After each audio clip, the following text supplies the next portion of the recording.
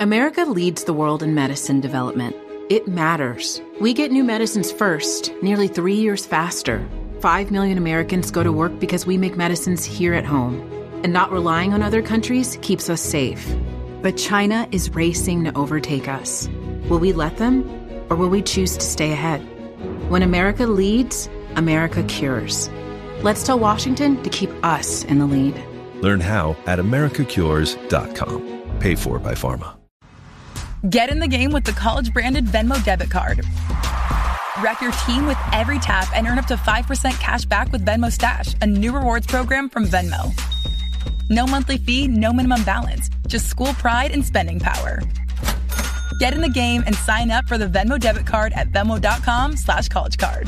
The Venmo MasterCard is issued by the Bancorp Bank N.A. Select schools available. Venmo Stash terms and exclusions apply at venmo.me/stash terms. Max $100 cash back per month. It's not just something you made. It's the privilege that you get to work with your hands.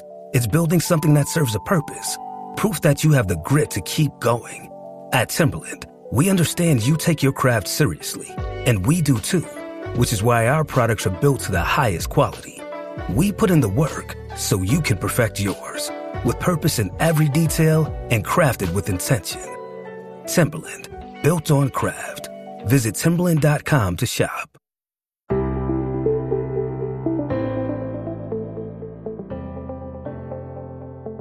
Hello and welcome to the Paddock and the Pavilion with me, Stephen Wallis. In today's episode, we're looking ahead to the ICC Women's T20 World Cup, which will be played in England and Wales this June and July. I'm delighted to be joined by Tournament Director Beth Barrett-Wild. With fewer than 100 days to go before the opening match, Beth is very much counting down the days as preparations continue for one of the biggest events in the global women's game. We discuss the work taking place behind the scenes, the importance of hosting a tournament of this scale for women's cricket and women's sport in this country, England's chances on home soil, and what success for the tournament could mean for the wider game across the UK once it concludes. Hello, Beth. Welcome to the Paddock and the Pavilion. Hi, Stephen. Thanks so much for having me. Really delighted to be here this morning. Well, thanks for agreeing to be on the show. I know you're very busy at the moment. Less than 100 days to go. As tournament director, is everything going to plan? Yeah, so we're 94 days to go now. So we had a really brilliant 100 days to go milestone moment up at Edgbaston last Wednesday. And I would say, yeah, we're in a really good place. Like there is an awful lot going on. I think I've kind of, I've been chatting to my team a little bit about it actually, in the sense that, you know, sometimes you just need the event to be upon you to really create that kind of burning platform of action.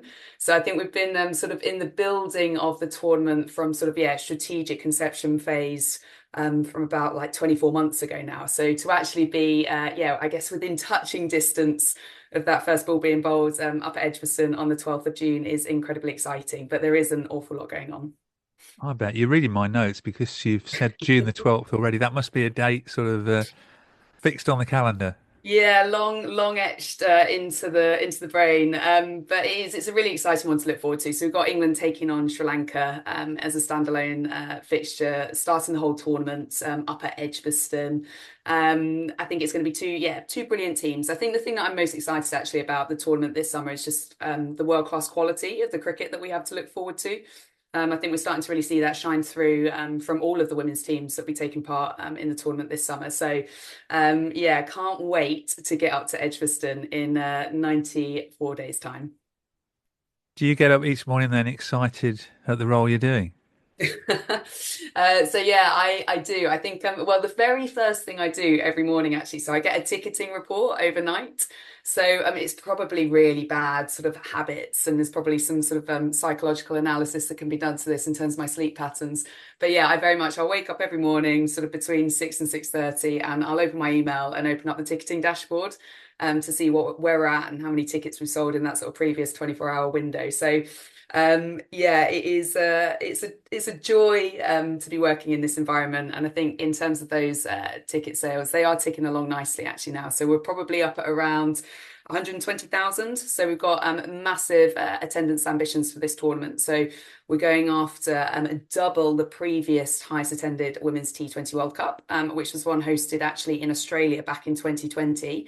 They got 136,000 fans through the gates that time around. So we're going after 270,000 this summer. So we've got a few more to go, but we're in a really good place and got all of this sophisticated sort of ticketing strategy in terms of what we're following now. So we can see exactly where we are in terms of our sort of daily run rate, in terms of ticket sales, etc. So we're at about 120,000. So we've got a few more to sell, but we've got a very good plan in place to make sure we do that.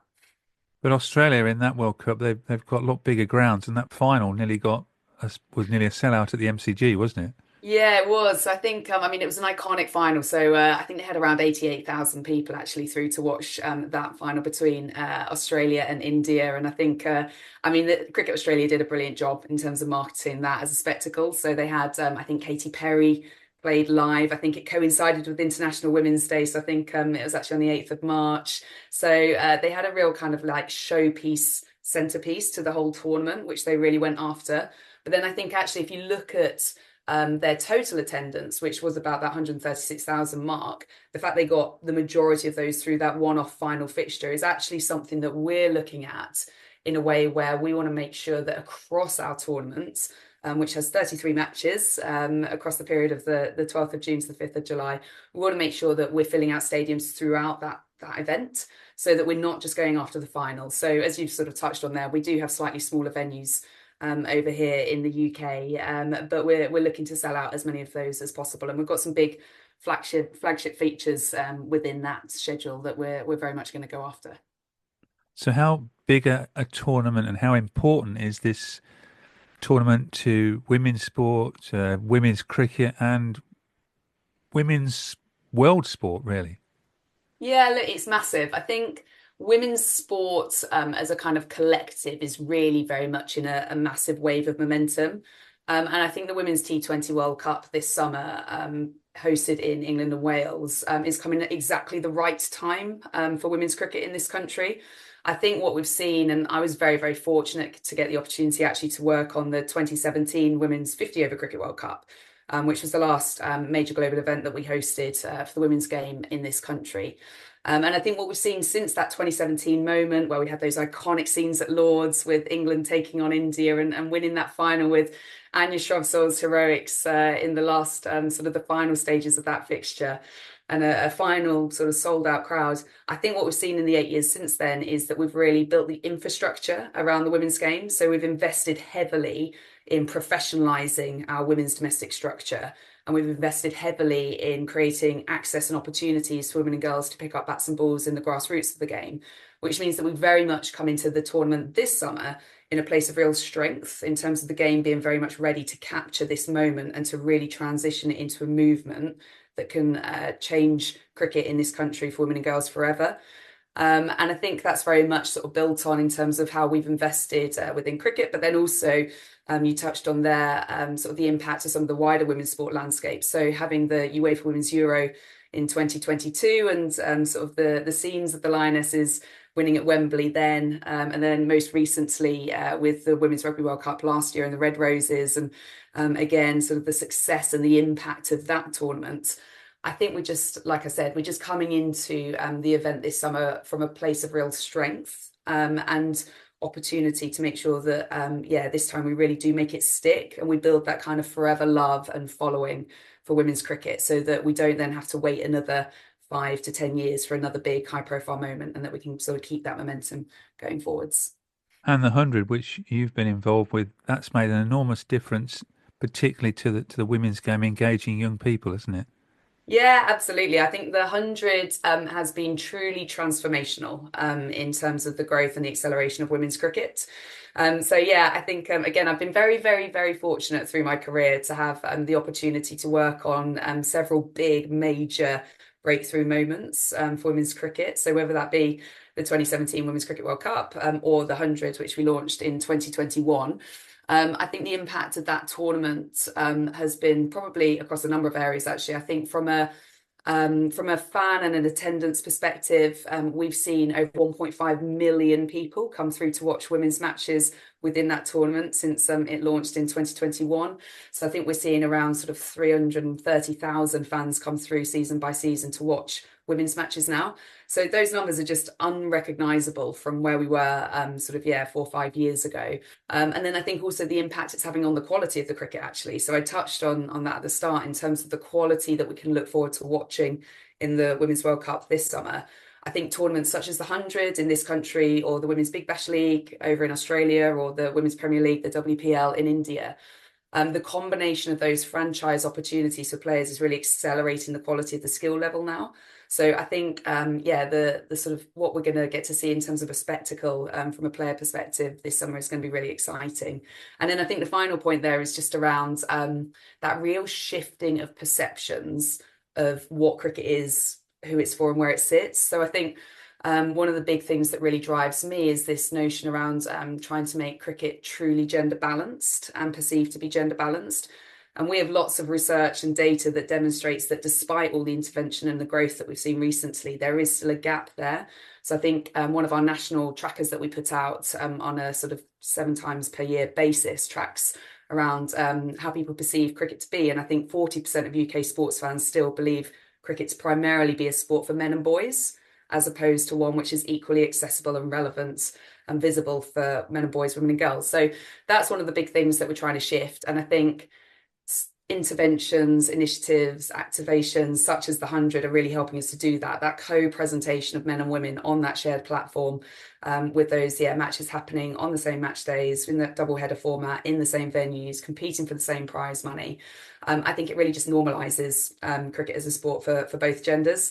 And I know, as a mother of 2 kids, so I've got a little girl and a little boy, when I take them to the cricket now, they very much expect it to be the men and the women playing, or they very much see it as that kind of, that gender neutral proposition. So those are just some of the things that we're trying to shift and change. But I think going back to your very original question in terms of the opportunity this summer, I think we're just almost at a bit of a culmination of lots of key strands that we've built over the last 5 to 10 years coming together at the right moment to make sure that we can really maximise and capitalise on this big shot window that we've got in the way that we saw the UEFA Women's Euro for football, and then most recently the Women's Rugby World Cup for rugby.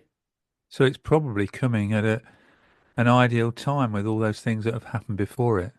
Yeah, absolutely. I think, definitely. I think it's one of those, the way that the international cricket calendar works. So we have a thing called the FTP, so the Future Tours Programme, which is essentially coordinated by the ICC. And then within that as well, there are the global events. So we know that we have a Women's T20 World Cup every 2 years now. I think T20 has very much been identified as probably the format of the game, which is it's outside of the 100 on the international stage. It is the shortest format. It probably is the most accessible in terms of really driving growth from a fan perspective. So we have a T20 World Cup every couple of years. So the most recent one was actually relocated from Bangladesh to Dubai back in 2024. And I think when we identified 2026 as our kind of big opportunity, and we put an application into the ICC to almost bid for that, for this tournament, probably about 4 or 5 years ago now, actually. So I remember writing the initial kind of draft one pager as to the rationale as to why we should go after the 26 T20 World Cup as our kind of next big global event opportunity. And it was very much just looking at that kind of that timeline and everything we had building into it and being like, that's the moment, that's our biggest opportunity to really grab hold of this momentum and to help really capitalize and make it stick for the growth of women's cricket long term. Plus, you've got, thanks to the qualification, you've got Scotland and Ireland playing in the tournament. That must be a big boost, actually. Yeah, it really, really is. I think so. There was a qualifying tournament for the tournament, for the Women's T20 World Cup this summer. That was held in Nepal at the start of the year. So we had 8 automatic qualifiers for the event. So it's a 12-team tournament this summer. So we had 8 automatic qualifiers, which was based on finishing positions in the previous Women's T20 World Cup, which was that one that I mentioned there in 2024 in Dubai. And then there was, a global qualifying event at the start of the year in Nepal, and we got 3 qualifiers through that. So in addition to Ireland and Scotland that you've referenced there, we also welcome the Netherlands and Bangladesh, which is incredibly exciting. And I think actually as a core delivery team at the ECB, I must admit, we were probably manifesting the qualification of Scotland and Ireland in particular, because I think, as you touched on there, it brings a real kind of like home nations feel to the tournament this summer. I think there's a couple of fixtures that we're now really excited about. So I think England take on Scotland on the 20th of June up in Headingley. So that's a 6:30 start up there. So it'll be under the floodlights. I think that'll be the first time actually England women have played against Scotland in a global event on home soil. And it might even be England men, actually. That might be the first time in cricket that has happened. So obviously, much rivalry between England and Scotland. So that's certainly one that we're looking forward to. And then I think we've got England taking on Ireland on the 16th of June down on the south coast. So down at the Hampshire Bowl. And then there'll also be the clash between the two. So look, lots and lots of exciting fixtures that were already baked in. Then with the addition of those qualifiers on top, I think it just creates a lot of narrative around the tournament this summer. And I think in particular with regards to Scotland, we've got quite a few of their players. So for example, Sarah and Catherine Bryce and Abtahar Maqsood playing within our domestic structure. So playing for tier 1 counties within our women's domestic structure. So I think having those players already existing in the domestic team dressing rooms through the summer, and then obviously competing for Scotland against England, I think it's going to create some spicy rivalries for sure. And those two teams, Ireland and Scotland, as you say, with the players that play in the county structure, they're not without a chance. They can't be taken lightly by England, can they? Oh, no, absolutely not. I think that's the thing that I'm most excited about, actually, in terms of the tournament this year. I don't think you can underestimate any of the teams. I was talking to somebody about this the other day, actually. I don't remember a Women's Cricket World Cup that we've been going into with quite so much jeopardy or competitive balance. I think it's one of the things, actually, that the ICC have been really clear to make sure that the whole global game is developing. I think there's sometimes a bit of a risk that you get outliers and sort of one-sided fixtures. But I think actually going into this tournament, the fact that Australia are not defending champions and indeed don't actually have either the T20 or the 50-over Cricket World Cup in their trophy cabinet right now is almost quite extraordinary, actually, given the decade of dominance that they have had. So, I think it's going to be a really closely fought tournament this summer. And I think from a fan perspective and from a spectacle perspective and from what we're trying to do in terms of growing, I guess, the relevance and the appeal of the women's game, I think that's super important. So I think, I don't think there are any sort of foregone conclusions going into the tournament, which is very, very exciting. Just going back to tickets, you said over 120,000 now. Yeah. Any of the games sold out yet? Yeah, so it's a bit of a complicated one because we have at the moment what they're called holds. So we've got a few holds on some fixtures because we work very, very closely with the ICC. So we are, as the ECB, we are the local host organising committee body delivering the tournament effectively on their behalf.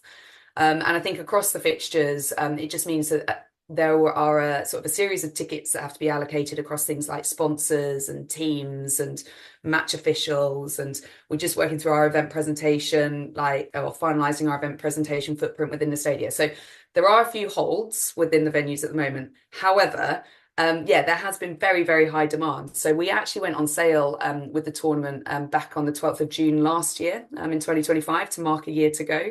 And that is the earliest that a women's global cricket tournament has ever been put on sale, which I think actually is a signpost or testament to how far the women's game has grown, that we have that level of sophistication and ticketing strategy behind this tournament.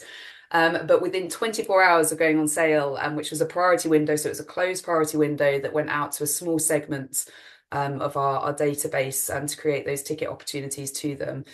Within 24 hours of going out on sale there, we actually sold out of our entire allocation for the final.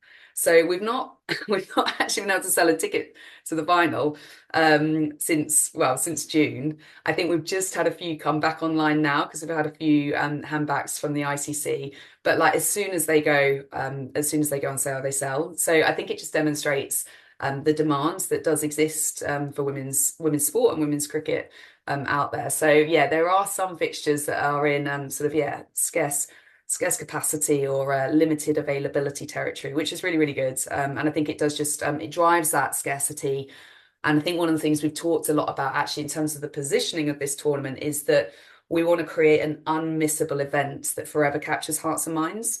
And that unmissable nature, that's both in terms of its visibility, so how we work with our broadcast partners, how we work with our cities. The cities are really engaged and will be activating around the tournament, which will make it look and feel really big and really special.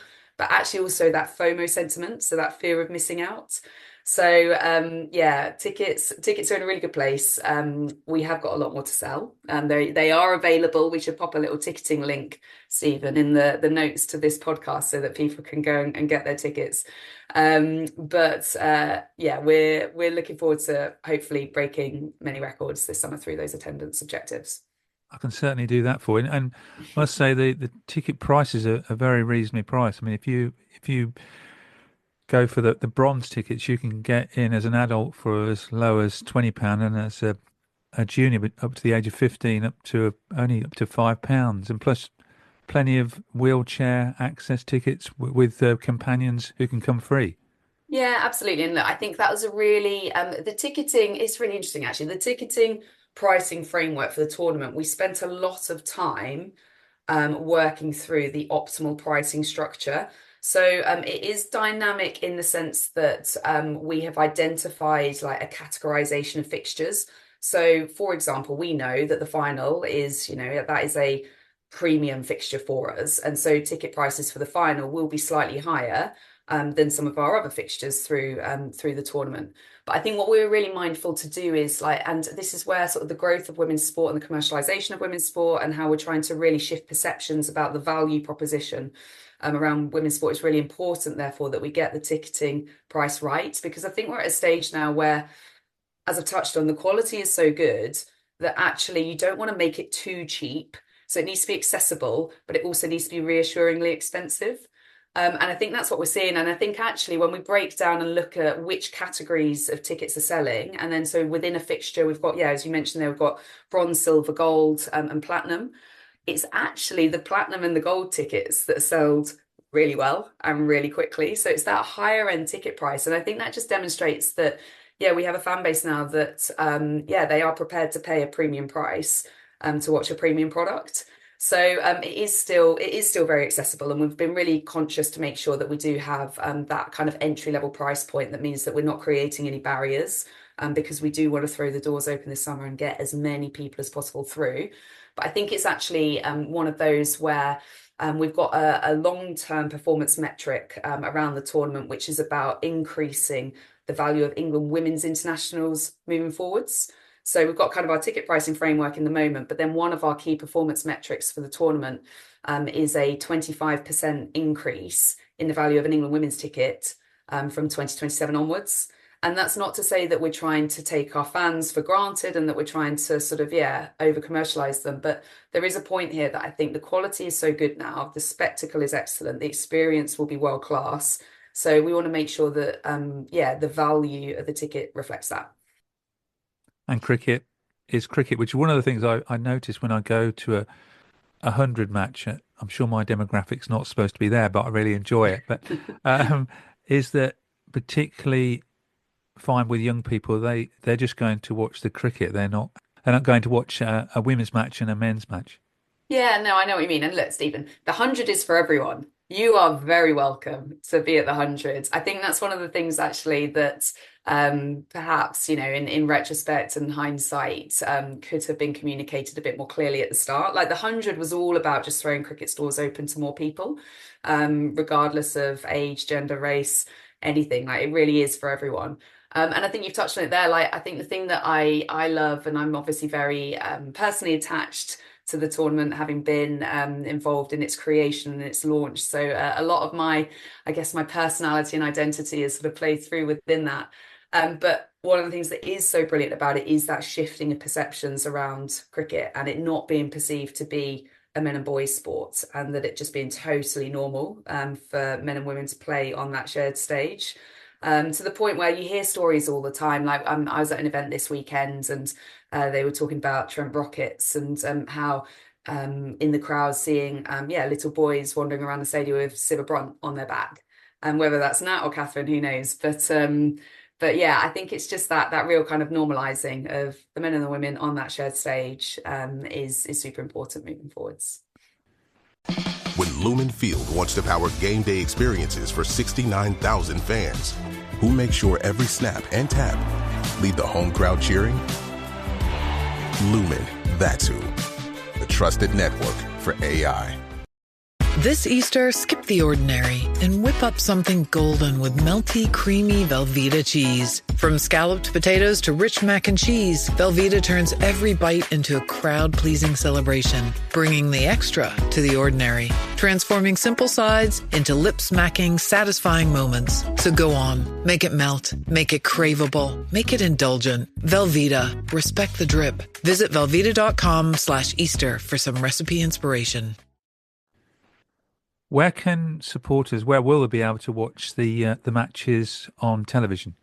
Yeah, so we have got a brilliant broadcast partner in the UK in Sky Sports for the tournament this summer. So the rights package for the World Cup sits with the ICC. So that was their deal that they did with Sky, identifying them as the best partner for the tournament. And I think from my perspective, like I've been at the ECB now for, probably about 12 or so years. And the investment and the attention and the engagement from Sky in terms of growing the women's game has been critical to creating the conditions that we go into this tournament this summer in such a strong space. So I think, there are many statistics that demonstrate that Sky Sports are the sort of the biggest investor into women's sport in the country through various broadcast deals. So the broadcast footprint from a TV perspective is live on Sky Sports, but then we also have an audio rights deal with BBC. So every single ball will be live on BBC radio through their iconic Test Match Special offering. And the BBC also have extensive clip rights. And we've had really good conversations actually with both the BBC and Sky in terms of how we're going to work with them to really amplify the visibility and the awareness of the tournament this summer. So we're doing lots of cool stuff with them. I probably can't give too much away right now, but we're doing lots of cool stuff with both of them in terms of how the women's tournament can just sort of show up in some of their ancillary programming. So whether that be a favorite daytime BBC TV program which might feature the Women's World Cup in one way or another, or how it features across sort of Sky Sports portfolio of channels. So they are our two host broadcast partners, and we're really excited to work with them. So if people who haven't got Sky, they'll still be able to get action clips on, say, the BBC sport website fairly soon after they've happened, like they do with the test matches. Exactly that. And I think actually the BBC have got in-play clip rights, which having spoken a lot with the team up there, they've said how the numbers they are doing in terms of the engagement levels on those in-play digital clip rights are enormous. They will be able to integrate those into all of their coverage pretty much simultaneous of the action happening live on the field. Just talking about the tournament, 2 groups of 6 with, as you said, some single and double headers. I noticed there's no matches at Trent Bridge this time. And last summer they played a T20 game against India, which I went to see. Very good. Yeah. So we've got 7 venues hosting the tournament. So you're right there in saying 2 groups of 6, 7 venues. So they're across 6 cities. So we've got up in the north, Headingley and Old Trafford. Then in the Midlands, we've got Edgbaston, Southwest, we've got Bristol, South Coast. I'm not allowed to say Utilita Bowl, Hampshire Bowl. You'll get away with it on this podcast. I can get away with it on this podcast. Just don't tell the ICC. And then in London, we've got Lords and the Oval. So we've got 7 big iconic venues hosting the tournament this summer. And I think actually, again, when we talk about where women's cricket is now, that's another really good example of how much it's grown over the last 8 years. So when I was working on the 2017 Women's 50 Over Cricket World Cup, we had 4 venues hosting the group stages. So we had Derby, Leicester, Bristol and Taunton. So brilliant venues, we were very well looked after, and it was a very well operationally run tournament, but slightly smaller venues. Whereas what we've seen over the last 8 years, in particular, turbocharged through the impact of the 100 in scaling the audience for women's cricket, is that it's probably outgrown those kind of 4,000-5,000 seaters now. And as I said, yeah, we've got big attendance ambitions, which does require some slightly bigger stadia. But I think with regards to Trent Bridge in particular, look, I think they're passionate about and supportive of the women's game. They've got a tier 1 women's side in the Blaze that they have invested in and supported heavily. I think actually the reason why they couldn't feature in the tournament this summer is because they're having their pavilion rebuilt. And I think that just effectively took them out of the reckoning, because there's quite a high level of minimum standard requirements from a facility perspective attached to the World Cup. And unfortunately, I think the timing just meant that, the venue wouldn't be ready from a sort of minimum standards perspective this summer. Thanks for that. I think you've also got some warm-up games at some of those Yes. smaller grounds, though, haven't you? Yeah, we do. So we've got 3 warm-up venues. So we've got Derby, Loughborough as kind of the high performance centre for cricket in this country, and then also Cardiff. So we've got Sapphire Gardens over there. So we're actually just finalising the warm-up schedule now with the ICC. So it's been a bit of back and forth in terms of how all of that's going to fit together. But I know that those 3 venues are very engaged. They're desperate to find out what fixtures they're going to be hosting through those warm-up matches, we'll announce those in due course. Because that must be a massive part of your team's job, the fact that you've got 12 teams who are going to be based playing all these matches, the warm-up matches, and coming over for probably 6 weeks, I should think. Yeah, it is a complicated logistical operation. So I'm very fortunate that we have a brilliant world-class travel and accommodation team. So they've got well used to doing this. I think they've finely tuned their craft over the last few years, in particular working on the 100 on an annual basis now, which is effectively, the 100 is almost a bit like hosting a World Cup every year, because you've got 8 teams playing in a 4-week window in the middle of the summer. So we've got a brilliant tournament services team led by a brilliant woman called Shirley Rattray, who actually, I go back to 2017 working with her on that tournament. But it is, there are a lot of hotels and contracts and flights and travel and accommodation. And I know from my position as tournament director, I think I have ultimate sign off on all the POs and the various invoices. So my way of keeping track of how complicated this operation is the number of PO approvals that I get coming through for different hotels and enormous sums of money. So it is complicated, but I think, like I said, we've got a brilliant team working on that behind the scenes. And it's one of the things actually that like I've tried to instill with the team is like just making sure that the player experience. So I've said the words world class a lot on this conversation. Like that is everything we're trying to do for this tournament this summer, both for the players and for the fans, because like I said, it is our shop window to really shift perceptions about how big and important and status and operational excellence needs to be attached to the delivery of it. And I think how we look after our players and make sure that they have the best possible experience is super important. So the quality of the accommodation will be exactly the same as the quality of the accommodation that a men's tournament would get access to.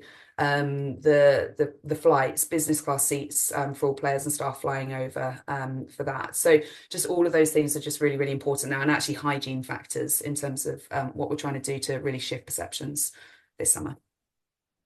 Hopefully there won't be, but are there any reserve days if you get rain, particularly in the semi-finals? Because I think the Australia World Cup, the heartbreak. England got knocked out through not playing, didn't they? Yeah, they did. Heartbreaking scenes back then. There are reserve days for the semi-finals this year. So we have got the semi-finals are on a Tuesday and Thursday before the final on Sunday, the 5th of July. And each of those knockout fixtures have got a reserve day attached to them. As you say, hopefully we won't need to use them, because when you get into reserve days, it all gets incredibly complicated from a not just the timings, but just the way it all flows over, etc. But we do have those in place now to make sure that we get a fair result out of each of those fixtures. I notice all England's matches are 6:30 and the finals at 2:30. Is that for the global TV audience?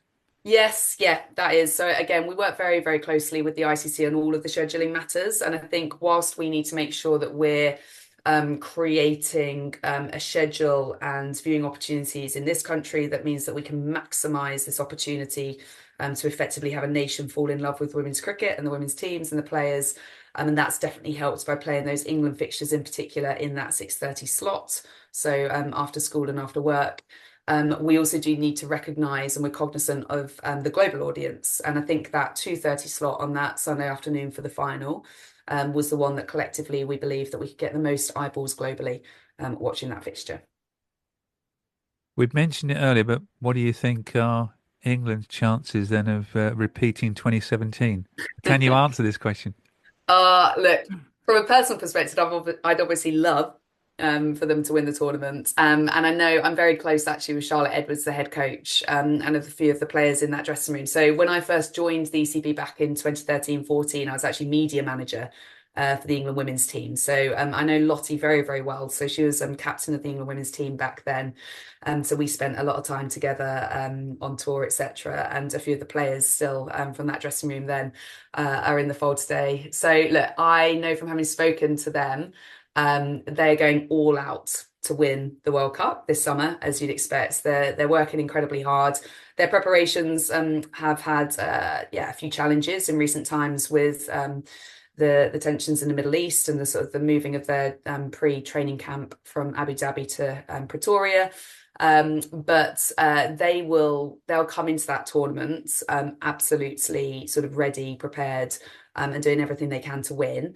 In terms of how important it is to the success, I've been asked this quite a lot recently, actually. I think because just off the back of the Lionesses in 2022, the Red Roses in 2025, England women back in 2017, England women's team sports win World Cups on home soil. There's almost an air of expectation to that now. And I think hopefully we can almost leverage that home advantage mindset to really capture the imagination of our home fan base this summer to get as many people in ground supporting. Is it critical to the overall success of the tournament? Look, I don't want to fudge this, but I don't think we're in a position where it is absolutely as essential for the tournament to be a success as perhaps it might have been a few years ago. And the reason for that is I think with the 100 in particular being played immediately after the tournament, what we can pretty much guarantee in saying is that whoever wins the Women's T20 World Cup on the 5th of July, players from that team will be featuring in the 100, possibly as an overseas player. So I think it's kind of, I think there will still be opportunity to see those world champions playing and sort of, following those as individuals. And then I think the other thing that is just super important, and I think again, like will just make this tournament so exciting and compelling, is like I said, I think the competitive tension is going to be really high. Like I genuinely can't tell you who's going to be in the final on the 5th of July. And I don't actually remember a time like where I would have been quite so unsure. Like I think I would have been like, well, it's probably going to be at least one of these three. Whereas now, if you look at it, you've got Australia, you've got India, you've got England, you've got South Africa getting to finals, you've got New Zealand, the defending champions, coming into the tournament. You've got the unknown entities, the likes of Scotland and Ireland, and the West Indies, as former champions themselves. So look, I think it's going to be really exciting, and in a really positive way. I don't know who's going to win. Good answer. And in T20 cricket, anybody can win if a certain individual comes off, as England found out in the last when we lost to the West Indies.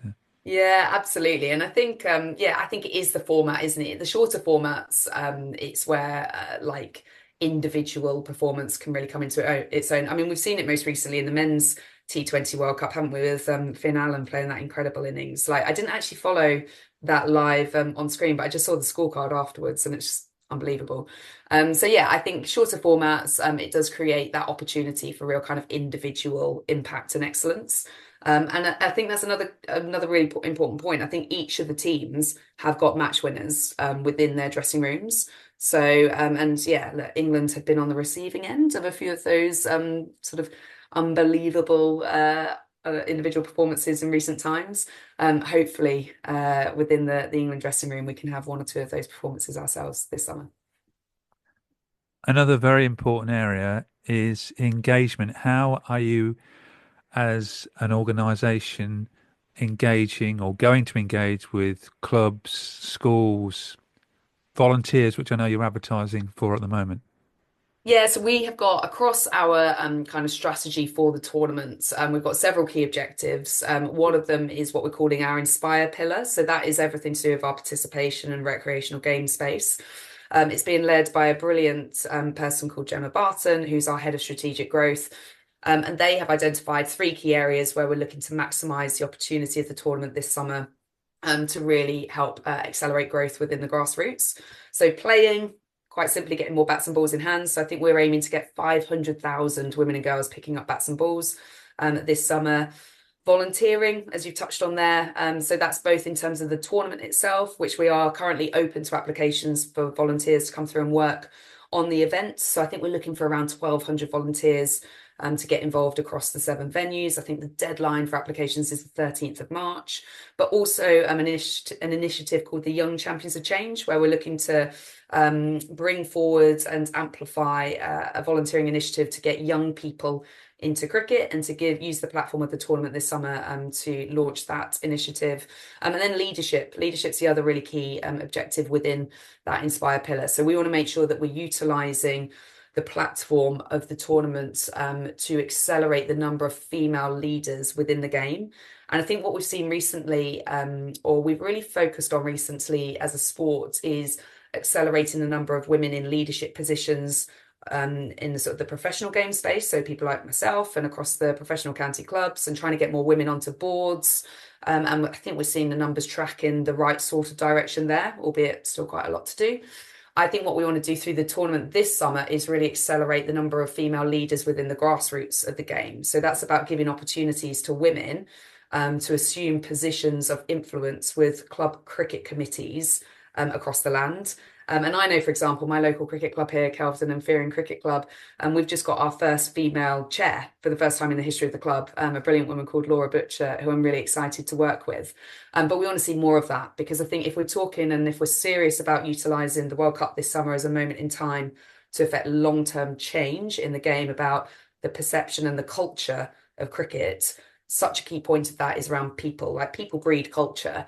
And therefore having more women involved in the sports at every single level, from the grassroots all the way through to the professional game space, is really important. So there's going to be lots and lots of activities happening in that recreational game space. But I think what's really important is that we're not looking to necessarily launch or do anything differently. We're just making sure that we're using the platform this summer to accelerate and amplify our existing women and girls plans, because I think that way we can make sure they have a much greater chance of having long-term impact and sticking, as opposed to just being a one and done mentality. And what connection have you got with schools, or is it more club focused than schools? Yeah, great question. Lots of connection with schools, actually. And I should have mentioned that in my spiel there. So we have got on the 23rd of April, which will be our next major milestone ahead of the start of the tournament. So that's 50 days to go. We are activating a schools day, where we're looking to engage with as many schools across the country. And we're working with the likes of Chance to Shine, and one of the ICC's global partners in UNICEF and their schools network, and just generally promoting to any school that wants to get involved. To sign up and be one of our schools activated around the tournament. I think there's all sorts of resources that we'll be sending out to them. And I think we're looking to have like the sort of the single most concurrent schools like in this country activating around cricket on a day, or there's some sort of record we're going after around schools day. But we absolutely want to make sure that we're using the platform of the tournaments to access schools, and that will be through, in particular, schools day on the 23rd of April. Provision of things like kit and resources for them to be able to run assemblies, etc. But really sort of growing the awareness there. And then the other thing that we're doing is we've got a really brilliant schools offer from a ticket perspective. So I think we've identified 5 fixtures through the tournament, which we're effectively, activating as schools days. Really, so we talked about ticket pricing and accessibility there. So I think the kids' tickets within that offer for those fixtures as part of a schools group are just £2. And I think we've seen brilliant uptake on those as well. So we're doing lots and lots to get involved with schools. also lots within the clubs. In addition to things like the leadership program that I talked about there, we're also doing watch parties.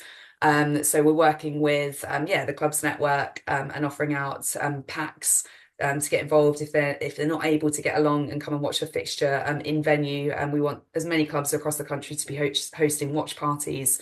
And we're working with Sky at the moment just to make sure, given that the tournament is exclusively being aired through Sky, that we can create that accessibility to Sky. So watch this space on what that might look like.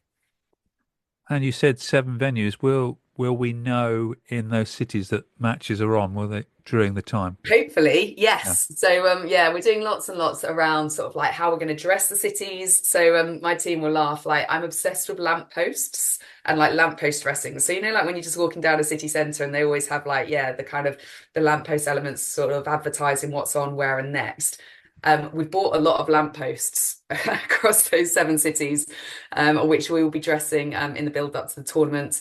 But then we also have a series of city activation days. So I think we're looking at a 2-day window in the build up to the first fixture within that city, where we will be having a bit of a city takeover. So we're not doing fan parks in the sort of traditional sense of a fan park. Lots of reasons for that. But I think most importantly, we want to make sure we're directing people actually to watch the fixtures in the stadia as opposed to on a big screen in a city centre. But we will very much be bringing to life that city centre within those 6 cities. So we've got a great team behind the scenes working on that. You'll very much know that when you walk into Leeds, Manchester, Southampton, Bristol, that the Women's World Cup is in town. That's good to hear. So getting towards the end here, what will success, how will you measure success on July the 5th, July the 6th, when the tournament's finished? So we have got 24 tournament KPIs, which in the interest of time, I won't run you through those one by one, but they are a blend of short-term and long-term metrics across our kind of big key objectives for the tournament. So some of the short-term ones are as you'd expect, and these are the ones we will report on immediately in the moment, sort of off the back of the 5th of July. So they're things like our attendances, our viewership. So we're just finalising what those global metrics will look like with the ICC. I think that's quite interesting because I think we were quite keen to try and pin them down on a number several months ago now, actually. But in a positive way, we've held off doing that. I think in particular off the back of the Women's 50 over Cricket World Cup most recently, which was in India at the end of last year, and some of the reach and the engagement metrics and the viewership numbers that they had through that tournament. I think the ICC were quite keen just to sort of put a pause in that and just like wait until a bit closer to the events that they can give a more accurate kind of measure of what they expect to see there. We've got revenue numbers that we're looking to hit through ticket sales. So that's a really important one actually in terms of just demonstrating the value of the tournament in the moment.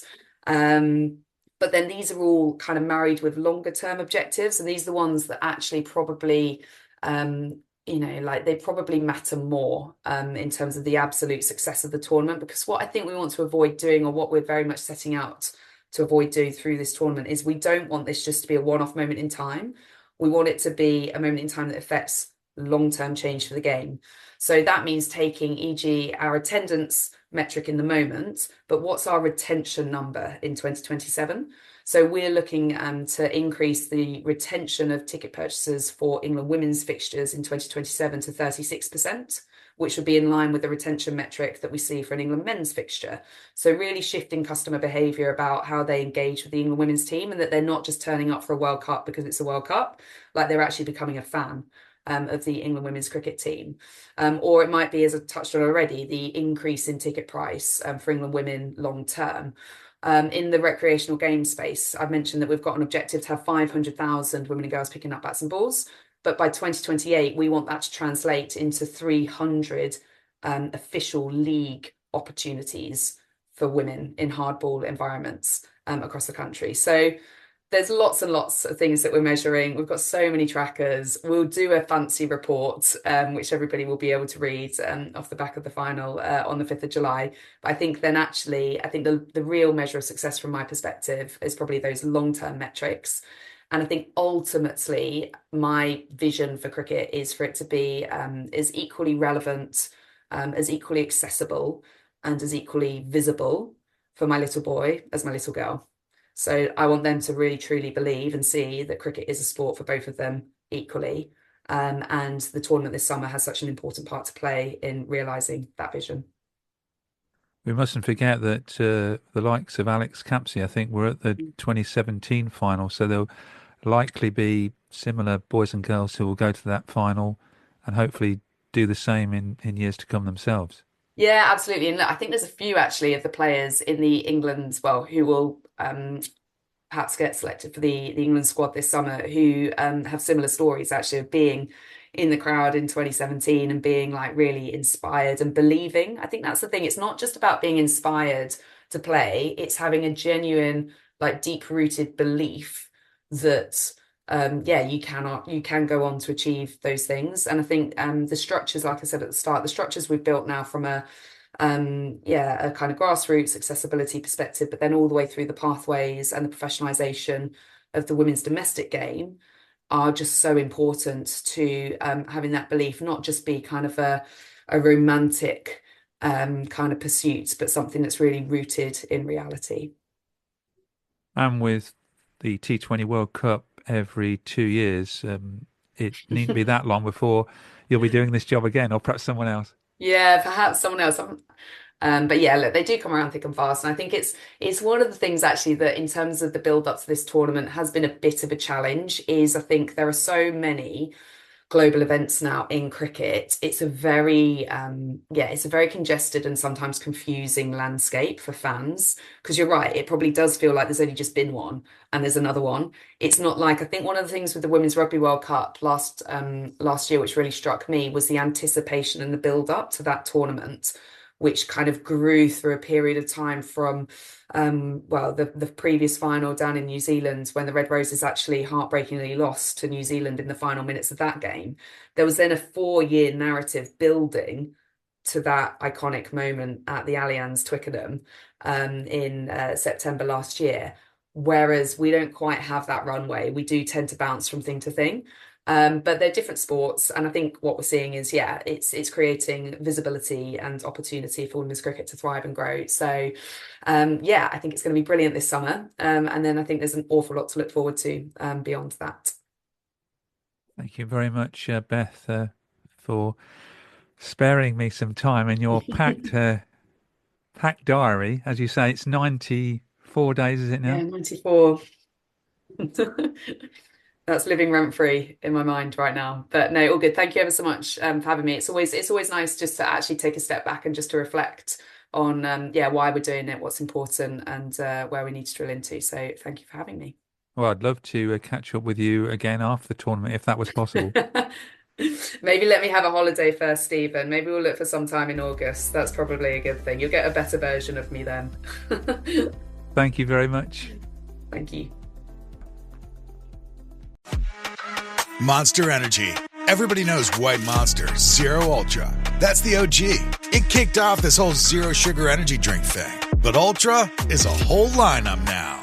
You've got Strawberry Dreams, Blue Hawaiian, Sunrise, and Vice Guava. And they all bring the Monster Energy punch. So if you've been living in the white can, branch out. Ultra's got a flavor for every vibe. And every single one is zero sugar. Tap the banner to learn more.